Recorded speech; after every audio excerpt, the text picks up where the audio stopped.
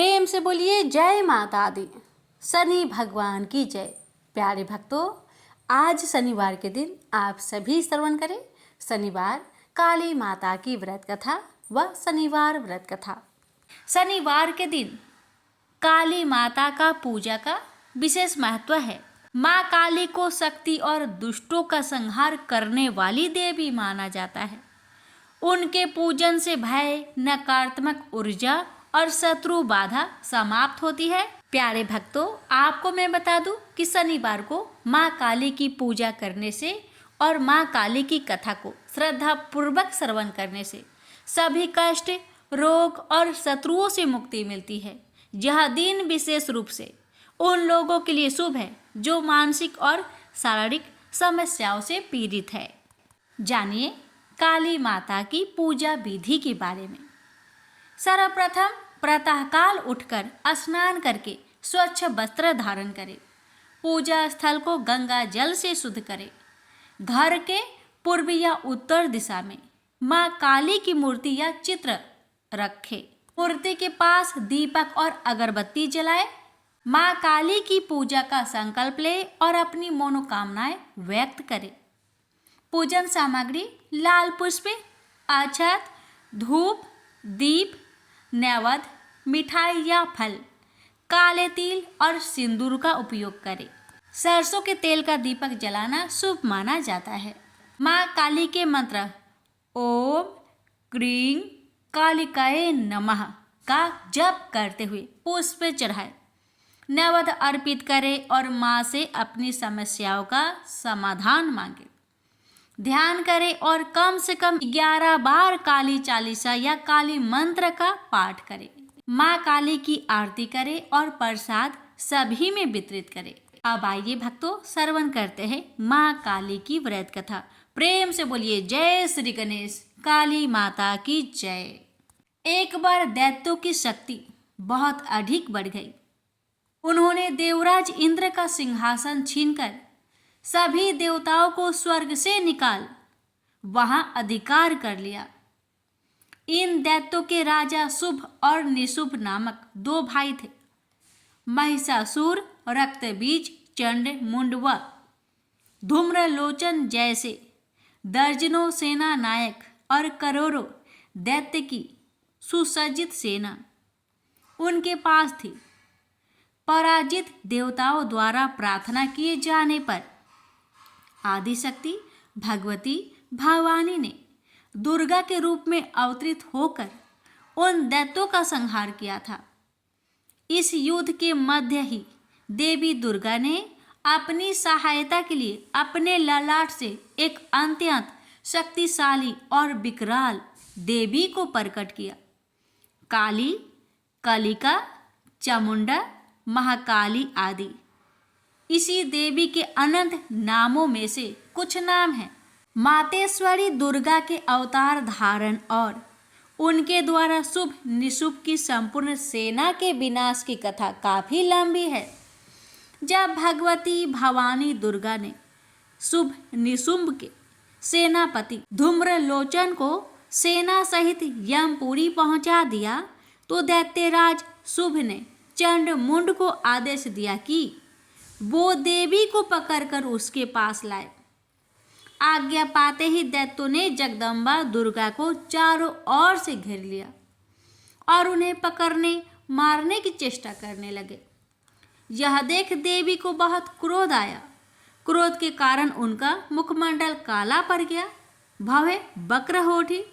उसी समय उनकी भौवें के मध्यवर्ती भाग और ललाट से विकराल मुख वाली काली नामक देवी प्रकट हुई। अत्यंत भयंकर और शक्तिशाली होने के बावजूद काली माँ का शरीर अत्यंत कृशकाय था। उनके शरीर में नाम मात्र का मांस था, केवल अस्थि पंजर नजर आता था जिससे वे अत्यंत भयावह दिखाई पड़ रही थी। काली, कालिका, महाकाली, चामुंडा और चामुंडा आदि नामों से विख्यात 4 भुजा वाली यह देवी अपने हाथों में तलवार, पास और विचित्र खड्ग धारण किए हुए थी। वह चीते की चमड़े की साड़ी पहने नर मुंडों की माला से अलंकृत थी।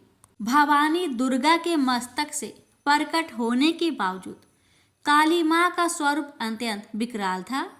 वे काफी लंबी पतली थी और किसी भी वाहन पर सवार नहीं थी।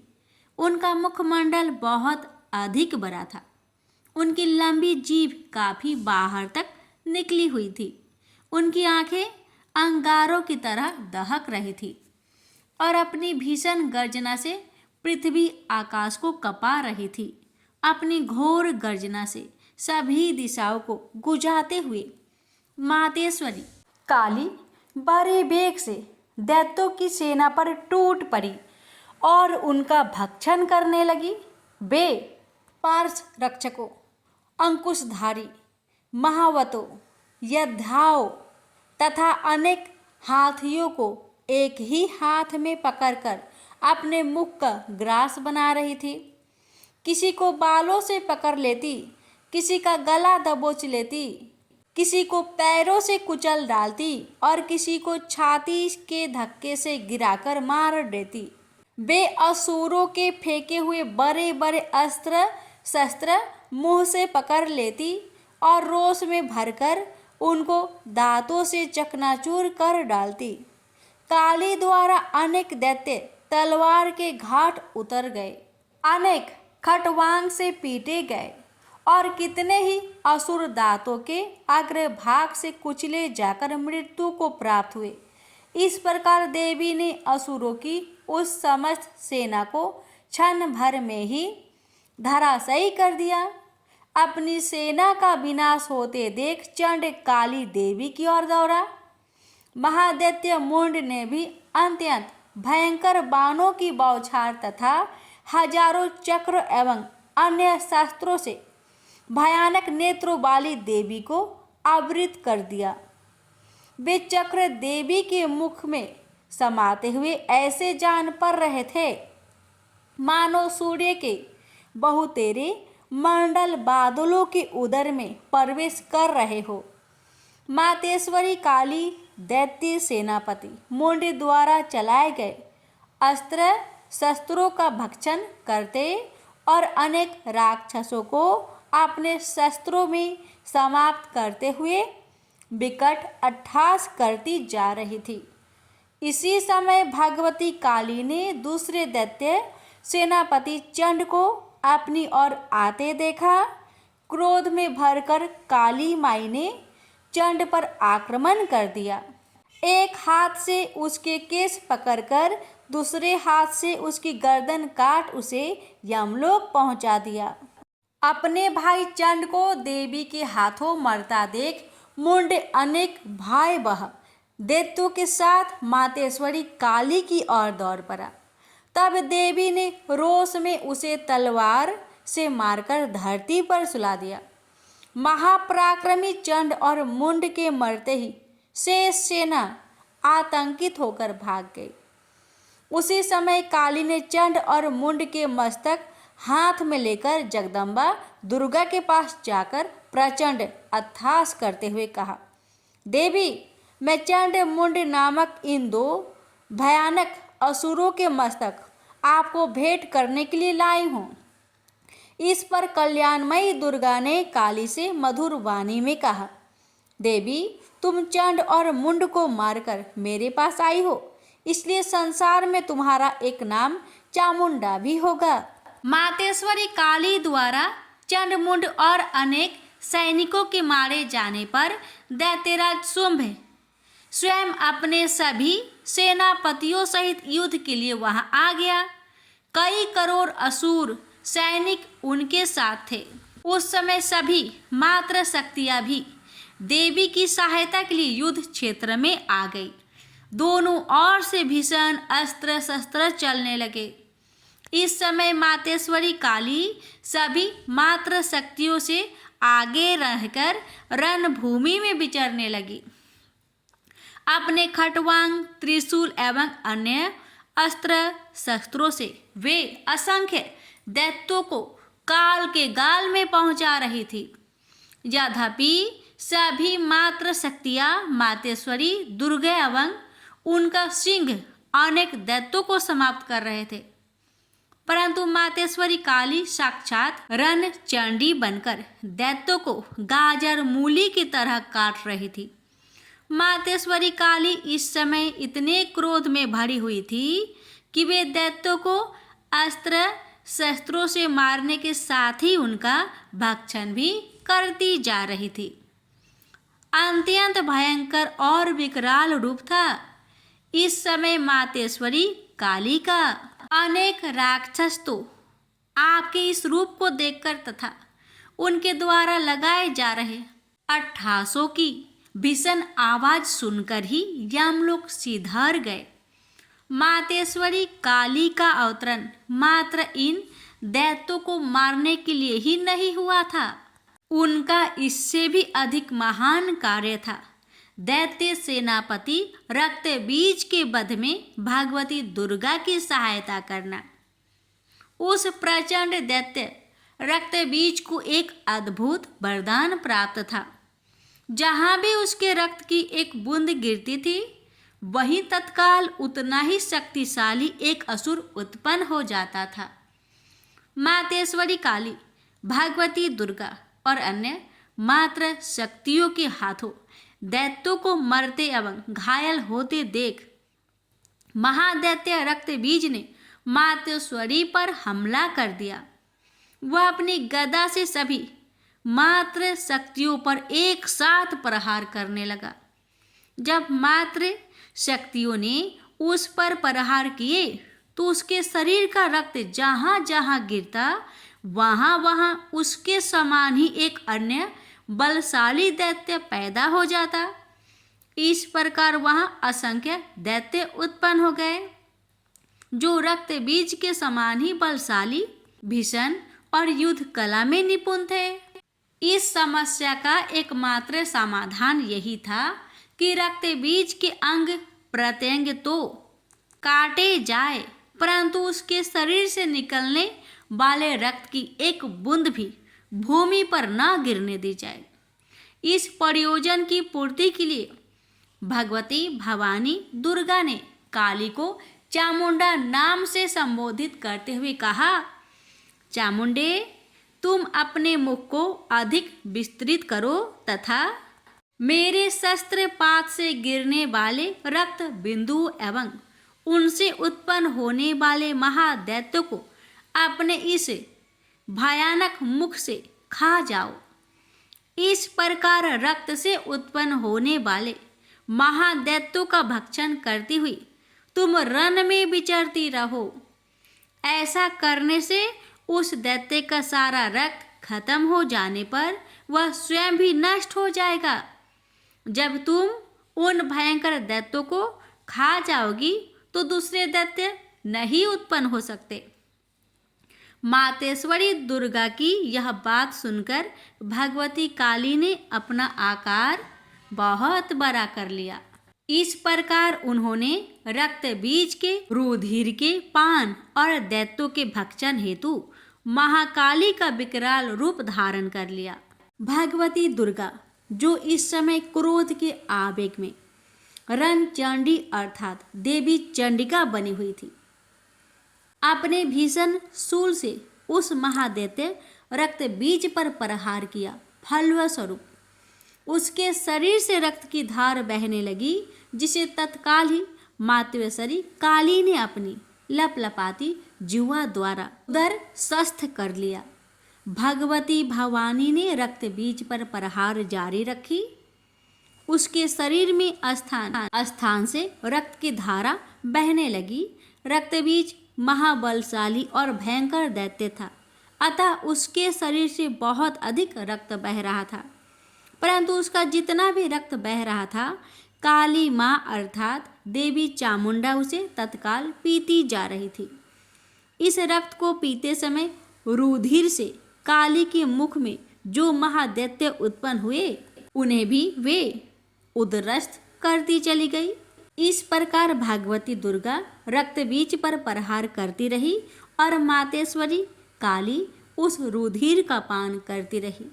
इस समय रक्त बीज के रक्त और उनसे उत्पन्न असंख्य दैत्यों को भक्षण करने के लिए भगवती काली ने अपने मुख का आकार अत्यंत विस्तृत कर लिया था। उन्होंने संपूर्ण रणभूमि में अपनी जीवा को फैला दिया था। रक्त बीज तथा अन्य सभी असुरों को मारने के पश्चात मातवेश्वरी काली सभी मात्र शक्तियों सहित भगवती दुर्गा में लीन हो गई। शास्त्रों में मातेश्वरी काली के इस स्वरूप को चामुंडा कहा गया है, जबकि जन सामान्य उन्हें मातेश्वरी काली, काली माई अथवा महाकाली ही कहता है। माँ काली के अधिकांश आराधक, उपासक और तंत्र साधक मातेश्वरी के इस रूप की पूजा, आराधना और उपासना करते हैं। वैसे भगवती काली का यह रुद्र रूप दुष्टों और असुरों के लिए ही विकराल है, भक्तों के लिए तो आप दया का सागर है। वे कल भी ममतामयी मातेश्वरी थी, आज भी है और जब तक यह सृष्टि है तब तक रहेगी। प्रेम से बोलिए माँ काली की जय। हे माँ, आपकी कथा कहने वाले, सुनने वाले, हुक्कार भरने वाले सभी भक्तों पर अपनी कृपा सदा सर्वदा बनाए रखना। प्रेम से बोलिए काली मैया की जय। अब सुनिए काली मैया की आरती। अम्बे तू है जगदम्बे काली, जय दुर्गे खप्पर बाली, तेरे ही गुण गाए भारती। ओ मैया हम सब उतारे तेरी आरती, तेरे भक्त जनों पर भीड़ पड़ी है भारी माँ, दानव दल पर टूट पड़ो माँ करके सिंह सवारी। 100 सिंहों से बलशाली, अष्टभुजाओ भाली, दुष्टों को पल में संहारती। ओ मैया हम सब उतारे तेरी आरती। अम्बे तू है जगदम्बे काली, जय दुर्गे खप्पर बाली, तेरे ही गुण गाए भारती। ओ मैया हम सब उतारे तेरी आरती। माँ बेटी का है इस जग में बड़ा ही निर्मल नाता, पूत कपूत सुने है परे, ना माता सुनी कुमाता। सब पे करुणा दर्शाने वाली, अमृत बरसाने वाली, दुखियों के दुख रेने वारती। ओ मैया हम सब उतारे तेरी आरती। अम्बे तू है जगदम्बे काली, जय दुर्गे खप्पर वाली, तेरे ही गुण गाए भारती। ओ मैया हम सब उतारे तेरी आरती। नहीं मांगते धन और दौलत, ना चांदी ना सोना, हम तो मांगे माँ तेरी मन में एक छोटा सा कोना। सबकी बिगड़ी बनाने वाली, लाजे बचाने वाली, सतियों के सत्य को संवारती। ओ मैया हम सब उतारे तेरी आरती। अम्बे तू है जगदम्बे काली, जय दुर्गे खप्पर वाली, तेरे ही गुण गाए भारती। ओ मैया हम सब उतारे तेरी आरती। चरण शरण में खड़े तुम्हारी ले पूजा की थाली, बरद हस्त सर पर रख दो माँ संकट हरने वाली, माँ भर दो भक्ति रस प्याली। अष्टभुजाओ बाली, भक्तों के कारज तू ही सारती। ओ मैया हम सब उतारे तेरी आरती। अम्बे तू है जगदम्बे काली, जय दुर्गे खप्पर वाली, तेरे ही गुण गाए भारती। ओ मैया हम सब उतारे तेरी आरती। प्रेम से बोलिए काली मैया की जय। जय शनिदेव। शनिदेव की पौराणिक जन्म कथा। भगवान शनिदेव की जन्म कथा हमें पुराणों में अलग अलग वर्णन के साथ मिलती है। शनिदेव का जन्म ज्येष्ठ माह के कृष्ण अमावस्या के दिन हुआ था। हालांकि कुछ ग्रंथों में शनिदेव का जन्म भाद्रपद मास की शनि अमावस्या को माना गया है। एक अन्य कथा अनुसार भगवान शनिदेव का जन्म ऋषि कश्यप के अभिभाव कत्व यज्ञ से हुआ। माना जाता है लेकिन स्कंद पुराण के काशी खंड अनुसार शनि भगवान के पिता सूर्य और माता का नाम छाया है।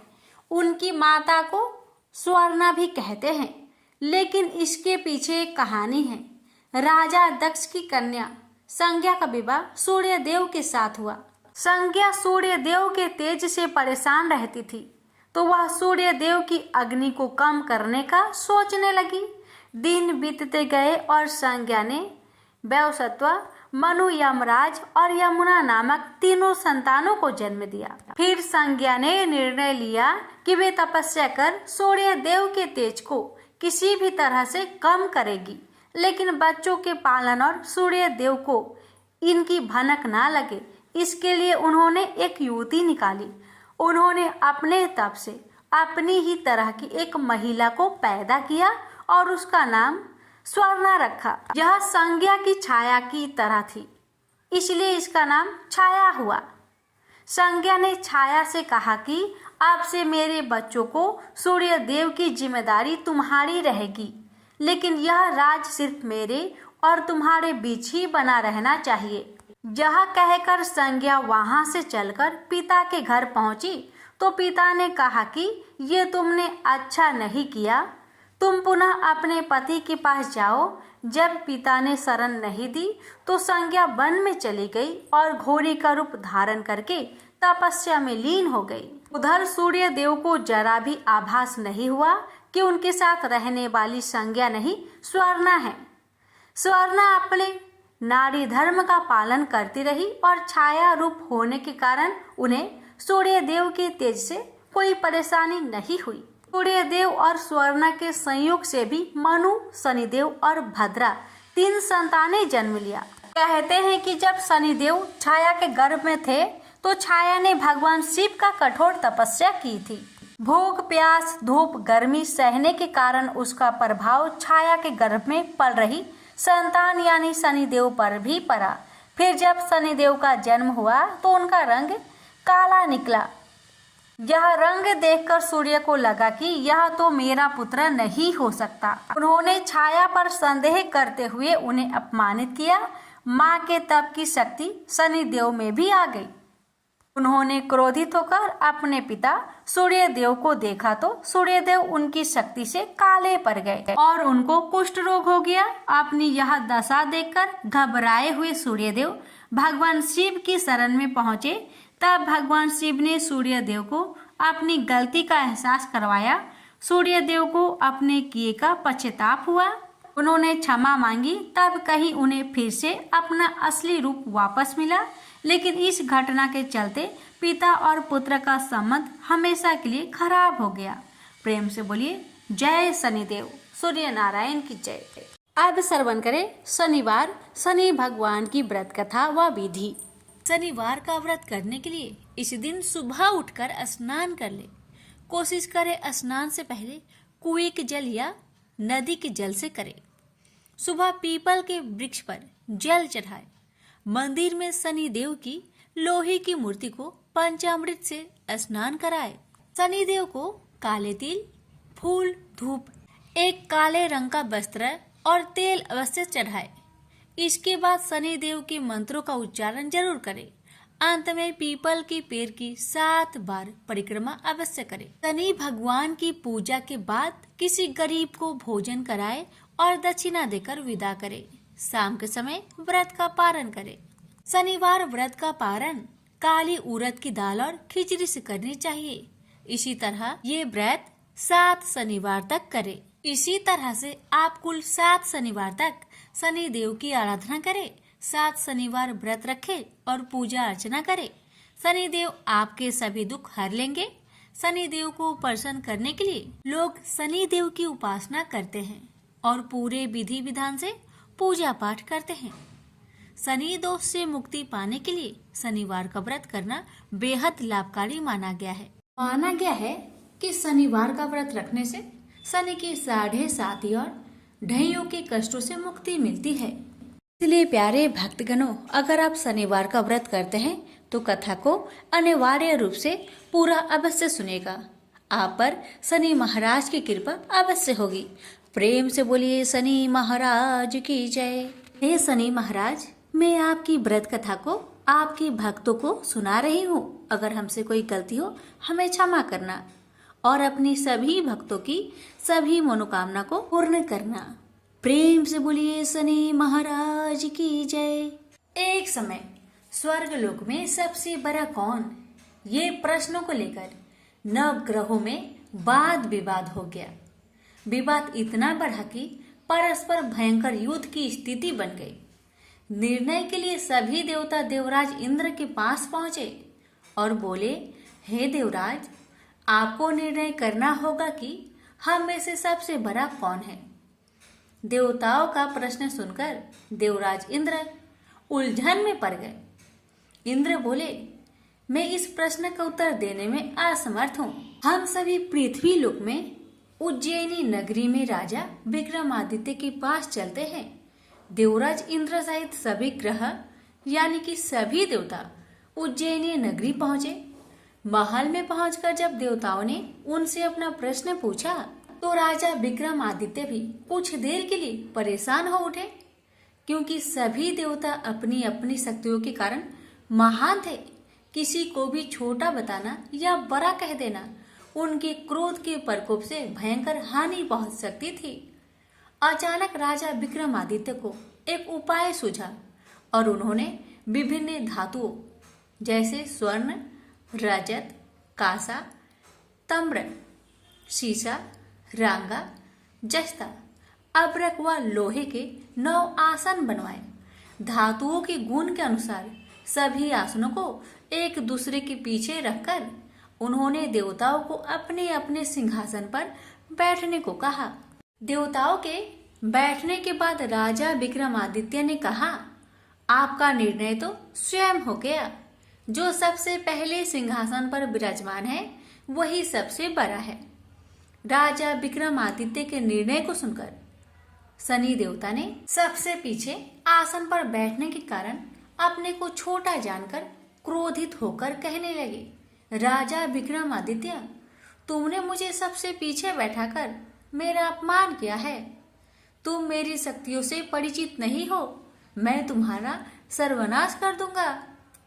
शनि ने कहा, सूर्य एक राशि पर 1 महीने, चंद्रमा 2.25 दिन, मंगल 1.5 महीने, बुध और शुक्र 1 महीने, बृहस्पति 13 महीने रहते हैं, लेकिन मैं किसी राशि पर 7.5 वर्ष तक रहता हूँ। बड़े बड़े देवताओं को मैंने अपने प्रकोप से पीड़ित किया है। राम को 7.5 के कारण ही वन में जाकर रहना पड़ा और रावण को 7.5 के कारण ही युद्ध में मृत्यु का शिकार बनना पड़ा। राजा, अब तू भी मेरे प्रकोप से नहीं बच सकता। इसके बाद अन्य ग्रहों के देवता तो प्रसन्नता के साथ चले गए, परंतु शनि भगवान बड़े क्रोध के साथ वहां से विदा हुए। राजा विक्रमादित्य पहले की तरह ही न्याय करते रहे। उनके राज्य में सभी स्त्री पुरुष बहुत आनंद से जीवन यापन कर रहे थे। कुछ दिन ऐसे ही बीत गए। उधर शनि देवता अपने अपमान को भूल नहीं पाए थे। विक्रमादित्य से बदला लेने के लिए एक दिन शनि भगवान ने घोड़े के व्यापारी का रूप धारण किया और बहुत से घोड़ों के साथ उज्जैनी नगरी पहुंचे। राजा विक्रमादित्य ने राज्य में किसी घोड़े के व्यापारी की आने का समाचार सुना तो अपने अश्वपाल को कुछ घोड़े खरीदने के लिए भेजा। घोड़े बहुत कीमती थे।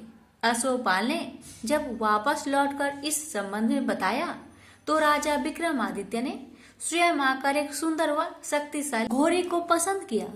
घोड़े की चाल देखने के लिए राजा उस घोड़े पर सवार हुए तो वह घोड़ा बिजली की गति से दौड़ पड़ा।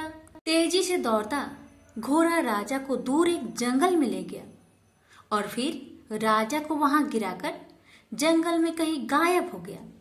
राजा अपने नगर को लौटने के लिए जंगल में भटकने लगा, लेकिन उन्हें लौटने का कोई रास्ता नहीं मिला।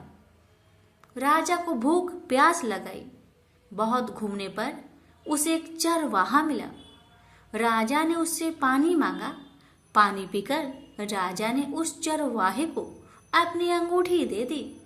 फिर उससे रास्ता पूछकर वह जंगल से निकलकर पास के नगर में पहुंचा। राजा ने एक सेठ की दुकान पर बैठकर कुछ देर आराम किया। उस सेठ ने राजा से बातचीत की तो राजा ने उसे बताया कि मैं उज्जैनी नगरी से आया हूँ। राजा के कुछ देर दुकान पर बैठने से सेठ जी की बहुत बिक्री हुई। सेठ ने राजा को बहुत भाग्यवान समझा और खुश होकर उसे अपने घर भोजन के लिए ले गया। सेठ के घर में सोने का एक हार खूंटी पर लटका हुआ था। राजा को उस कमरे में छोड़कर सेठ कुछ देर के लिए बाहर गया। तभी एक आश्चर्यजनक घटना घटी। राजा को देखते ही देखते सोने के उस हार को खूंटी ने निकल गई। सेठ ने कमरे में लौटकर हार को गायब देखा तो चोरी का संदेह राजा पर किया, क्योंकि उस कमरे में राजा ही अकेले बैठा था। सेठ ने अपने नौकरों से कहा कि इस परदेसी को रस्सियों से बांधकर नगर के राजा के पास ले चलो। राजा ने विक्रमादित्य से हार के बारे में पूछा तो उन्होंने बताया कि मेरे आंखों के ही सामने खूंटी ने उस हार को निगल लिया था। विक्रमादित्य की बात को सुनकर राजा बहुत क्रोध से भर गए। उन्हें लगा विक्रमादित्य झूठ कह रहे हैं, इसलिए राजा ने क्रोधित होकर चोरी करने के अपराध में विक्रमादित्य के हाथ पांव काटने की आदेश दे दिया। राजा विक्रमादित्य के हाथ पांव काटकर उसे नगर के सड़क पर छोड़ दिया गया। कुछ दिन बाद एक तेली उसे उठाकर अपने घर ले गया और उसे अपने कोल्हू पर बैठा दिया।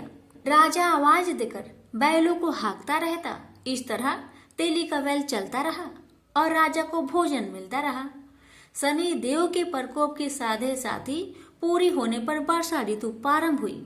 राजा विक्रमादित्य एक रात मेघ मल्हार गा रहे थे कि तभी नगर के राजा की लड़की राजकुमारी मोहिनी रथ पर सवार उस तेली के घर के पास से गुजर रही थी। उसने मेघ मल्हार सुना तो उसे बहुत अच्छा लगा और दासी को भेजकर गाने वाले को बुला लाने को कहा। दासी ने लौटकर राजकुमारी को अपंग राजा के बारे में सब कुछ बता दिया। राजकुमारी उसके मेघ मल्हार से बहुत मोहित हुई थी, अतः उसने सब कुछ जानकर भी अपंग राजा से विवाह करने का निश्चय कर लिया। राजकुमारी ने अपने माता पिता से जब यह बात कही तो वे हैरान रह गए। रानी ने मोहिनी को समझाया, बेटी तेरे भाग्य में तो किसी राजा की रानी होना लिखा है, फिर तू उस अपंग से विवाह करके अपने पांव पर कुल्हाड़ी क्यों मार रही हो। राजकुमारी ने अपनी जिद्दी नहीं छोड़ी। अपनी जिद्दी पूरी करने के लिए उसने भोजन करना तक छोड़ दिया और प्राण त्याग देने का निश्चय कर लिया। आखिर राजा रानी को विवश होकर अपंग विक्रमादित्य से राजकुमारी का विवाह करना पड़ा। विवाह के बाद राजा विक्रमादित्य और राजकुमारी तेली के घर रहने लगे। उसी रात सपने में शनि भगवान ने राजा से कहा, राजा तुमने मेरा प्रकोप देख लिया, मैंने तुम्हें अपने अपमान का दंड दिया है। राजा ने शनि भगवान से हाथ जोड़कर क्षमा प्रार्थना की कि हे भगवान, आपने जितना दुख मुझे दिया अन्य किसी को ना देना। शनि भगवान ने कुछ सोचकर कहा, राजा मैं तुम्हारी प्रार्थना स्वीकार करता हूँ। जो कोई स्त्री पुरुष मेरा पूजा करेगा, शनिवार को व्रत करके मेरी व्रत कथा सुनेगा, उस पर मेरी अनुकंपा सदा बनी रहेगी। प्रातःकाल राजा विक्रमादित्य की नींद खुली तो उसने अपने हाथ पांव देखकर राजा को बहुत खुशी हुई। उसने मन ही मन शनि भगवान को प्रणाम किया। राजकुमारी भी राजा के हाथ पांव सही सलामत देखकर आश्चर्य में डूब गई। तब राजा विक्रमादित्य ने अपना परिचय देते हुए शनि भगवान की प्रकोप की सारी कहानी सुनाई। सेठ को जब इस बात का पता चला तो दौड़ता हुआ तेली के घर पहुंचा और राजा के चरणों में गिरकर क्षमा मांगने लगा। राजा ने उसे क्षमा कर दिया, क्योंकि यह सब तो शनि भगवान के प्रकोप से हुआ था। सेठ राजा को अपने घर ले गया और उसे भोजन कराया। भोजन करते समय वहां एक अनोखी घटना घटी। सबके देखते देखते उस खूंटी ने हार को उगल दिया। सेठ जी ने अपनी बेटी का विवाह भी राजा के साथ कर दिया और बहुत से स्वर्ण आभूषण धन आदि देकर राजा को विदा किया। राजा विक्रमादित्य राजकुमारी मोहिनी और सेठ के साथ उज्जैनी पहुंचे तो नगर वासियों ने हर्ष से उनका स्वागत किया। अगले दिन राजा विक्रमादित्य ने पूरे राज्य में घोषणा कराई कि शनिदेव सब देवों से सर्वश्रेष्ठ हैं। प्रत्येक स्त्री पुरुष शनिवार का उनको व्रत करे और व्रत कथा अवश्य सुने। राजा विक्रमादित्य की घोषणा से शनिदेव बहुत प्रसन्न हुए। शनिवार का व्रत करने और व्रत कथा सुनने के कारण सभी लोगों की मनोकामनाएं शनिदेव की अनुकंपा से पूरी होने लगी। सभी लोग आनंद पूर्वक रहने लगे। प्रेम से बोली शनि महाराज की जय। हे शनि महाराज, आपकी कथा कहने वाले, सुनने वाले, हुक्कार भरने वाले सभी भक्तों की सभी मनोकामना को पूर्ण करना, सभी की कष्टों को दूर करना। प्रेम से बोलिए शनि महाराज की जय। आप श्रवण करें शनि महाराज और ब्राह्मण की कथा। बहुत समय पहले की बात है। एक ब्राह्मण और ब्राह्मणी एक गांव में रहा करते थे। ब्राह्मण हर रात अपने सपने में नीली घोड़ी पर नीले कपड़े पहने एक आदमी को देखता था और वह आदमी कहता था, हे ब्राह्मण देवता, मैं तेरे लगूंगा। ब्राह्मण घबराकर उठ जाता और अगले दिन यही सपना उसे फिर आता। यह सपना उसे रोज आने लगा। ब्राह्मण बहुत परेशान हो गया और चिंता के मारे दुबला होने लगा, सूखने लगा। तो एक दिन उसकी पत्नी ने उससे कारण पूछा, हे ब्राह्मण देवता, आपको मैं इतनी अच्छी अच्छी भोजन पकाकर देती हूँ, फिर भी क्या कारण है कि आप दुबले होते जा रहे हैं? ब्राह्मण ने अपनी सपने की सारी बात पत्नी को बताया। ब्राह्मणी बोली, मुझे लगता है अवश्य ही वो शनि महाराज होंगे। अब की बार जब वो आपको दिखे तो आप कह देना, लग जाओ, पर 1.25 पहर से ज्यादा मत लगना। उस दिन फिर सपना आने पर ब्राह्मण ने कहा, लग जाओ, पर कितने समय के लिए लगोगे? शनि जी बोले, 7.5 वर्ष का लगूंगा। ब्राह्मण ने कहा, क्षमा करे शनि भगवान, इतना भारी तो मुझसे झेला नहीं जाएगा। तब शनि भगवान बोले, तो 5 वर्ष का लग जाता हूँ। ब्राह्मण ने मना किया तो शनि जी कहने लगे, 1.25 पहर का तो लगूंगा ही, इतना तो कोढ़ी कलंकी भिखारी के भी लग जाता हूँ। तब ब्राह्मण ने कहा, ठीक है। ब्राह्मण को 1.25 पहर की शनि की दशा लग गई। ब्राह्मण ने दीन से जाकर ब्राह्मणी से कहा, मेरे 1.25 पहर शनि की दशा लग गई है, इसलिए मैं जंगल में जाकर यह समय वहीं पर बिताऊंगा। मेरे लिए खाने पीने का सामान एक पोटली में बांध दो, और हाँ, मेरे जाने के पीछे तुम किसी से झगड़ा मत करना। इस बात का खास ध्यान रखना। ज्यादातर घर में ही रहना और बच्चों का ध्यान रखना।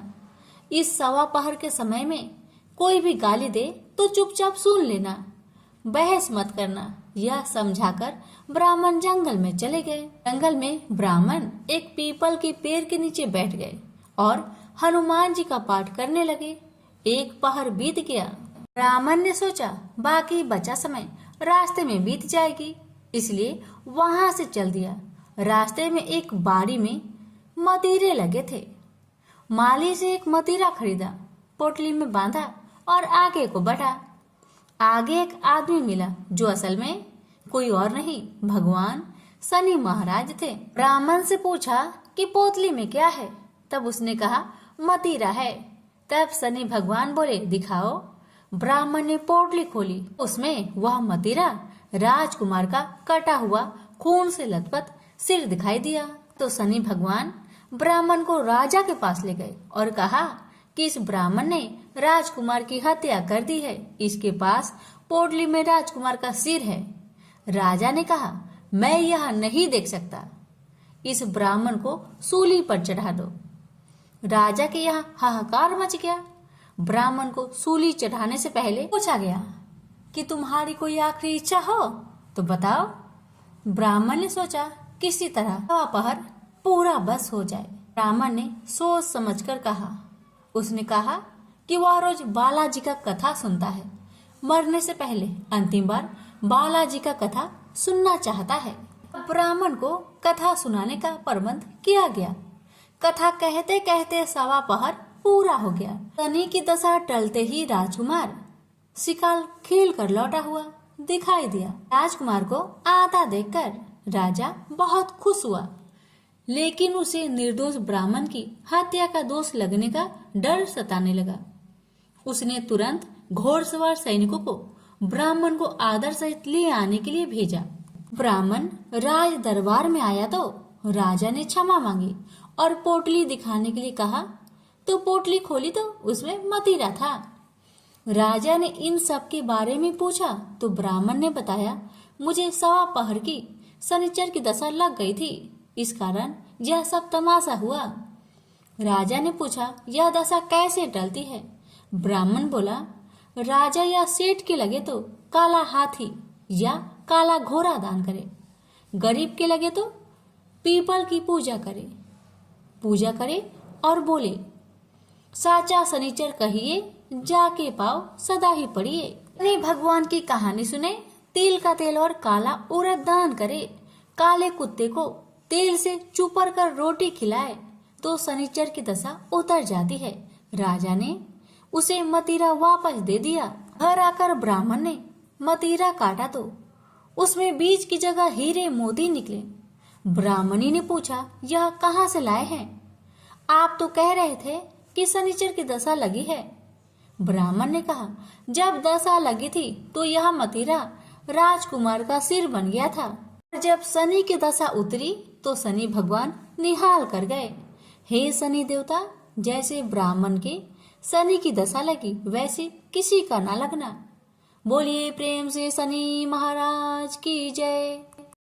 जय जय श्री शनि देव, भक्तन हितकारी, सूरज के पुत्र प्रभु छाया महातारी, सूरज के पुत्र प्रभु छाया महातारी। जय जय श्री शनिदेव, जय जय श्री शनिदेव। श्याम अंक वक्र दृष्टि चतुर्भुजाधारी, नीलांबर धारनाथ गज की असवारी। जय जय जय श्री शनिदेव, जय जय जय श्री शनिदेव।